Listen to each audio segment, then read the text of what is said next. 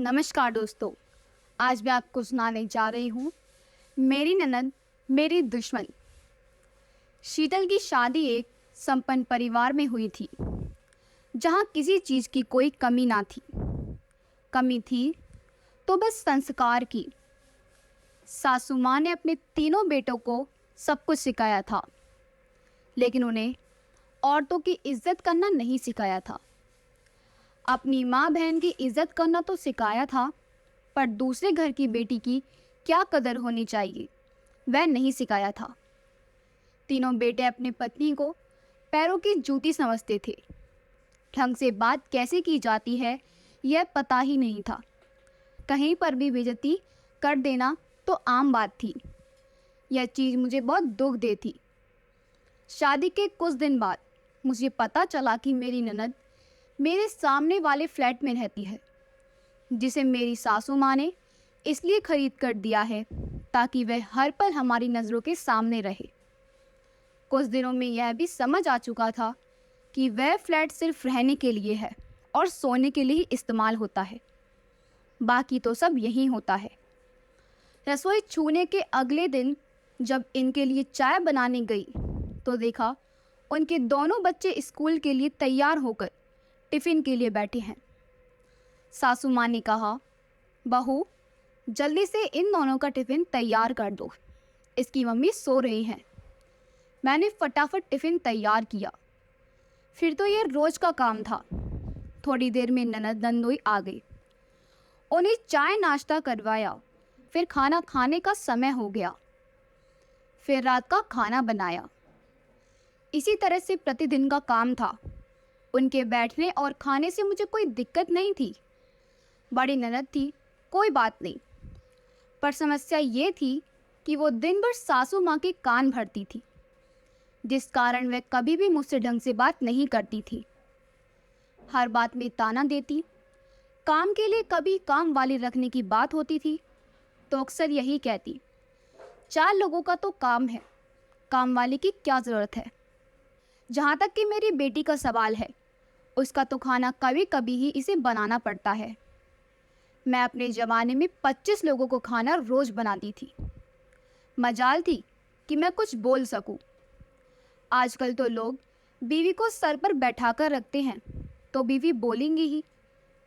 अगर गलती से कभी मेरी कोई बात श्याम मान लेते थे तो तुरंत कहते, जोरों का गुलाम हो गया है। अपने दामाद को कहते, अपनी पत्नी की कदर किया करो, उसे खुश रखा करो, उसे खुश रहने से आपके जीवन में खुशियाँ आएंगी, आपकी तरक्की होगी। इसी तरह जीवन व्यतीत हो रहा था। सर्दी में कहती, सर्दी बहुत है, 4 रोटी ज़्यादा बना देना, खाना दे आएंगे। गर्मी में गर्मी बहुत है, गर्मी में काम करने का मन कहाँ करता है, खाना बना देना, आकर खा लेंगे। पति से सम्मान ना मिलने के कारण मैं जी तो रही थी, पर घुटन सी होती थी। दिल करता यहाँ से भाग जाऊं कहीं दूर, पर मम्मी पापा ने कहा था कि पति का घर ही तुम्हारा घर है, हर हाल में निर्वाह करना। सो निर्वाह कर रही थी। जब कभी मायके वालों के सामने श्याम मुझे डांट देते, बेइज्जती कर देती तो काफ़ी दिल दुखता।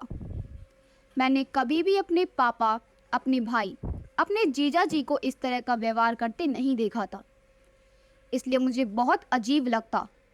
मेरे घर में तो लोग एक दूसरे की बहुत इज्जत करते थे। करीब शादी के 5 साल बाद मैं माँ बनने वाली थी। मैं खुश नहीं थी, चिड़चिड़ी सी हो गई थी, कुछ अच्छा नहीं लगता था। हमेशा अंदर अंदर घुटन के कारण खून की कमी हो गई थी।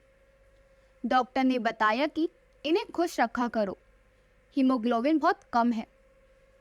3 महीने बाद डॉक्टर ने मुझे एकदम आराम करने को बता दिया।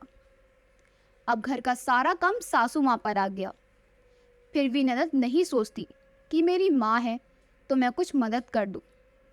जब एक दिन सासू माँ ने कहा कि मैं काम वाली रख लेती हूँ और तू खाना बना दिया करना, मुझसे अब नहीं होता है। इस पर वह गुस्से में बोली, ऐसा मेरा बुरा दिन नहीं आ गया है कि मायके में नौकरानी का काम करूँ, भाभी की नौकरानी बनूँ। कल से जो भी होगा मैं घर में बनाकर खा लिया करूँगी। तुम अपनी बहू की सेवा करो। और यह कहकर गुस्से में चल दी। सासू माँ को काम करते देख मुझे भी बुरा लगता था, पर मैं कुछ नहीं कर पा रही थी। जब भी कुछ सासू माँ या बहन के लिए मैं बोलती तो कहते वह बड़ी बहन है, और बड़ी बहन और माँ तो भगवान का रूप होती हैं। उनके लिए कोई शिकायत मुझसे कभी नहीं करना। वह मेरी माँ है, वह कभी गलत नहीं हो सकती। इसके बाद वह एक दिन भी घर नहीं आई। मैंने बच्चे को जन्म दिया। वह अस्पताल भी उसे देखने नहीं आई। बच्चे को लेकर जब मैं घर आ गई तब भी वह देखने नहीं आई।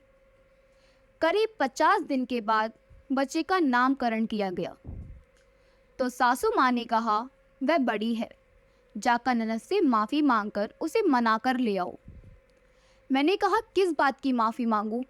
मैंने तो कुछ कहा ही नहीं था। इस पर पतिदेव बोले मम्मी ने तुम्हारे कारण ही तो काम करने के लिए कहा था। अगर तुम अपना ध्यान रखती तो डॉक्टर बेड रेस्ट के लिए कहता ही नहीं, तो यह सब बात होती ही नहीं। सारे फसाद की जड़ तुम ही हो।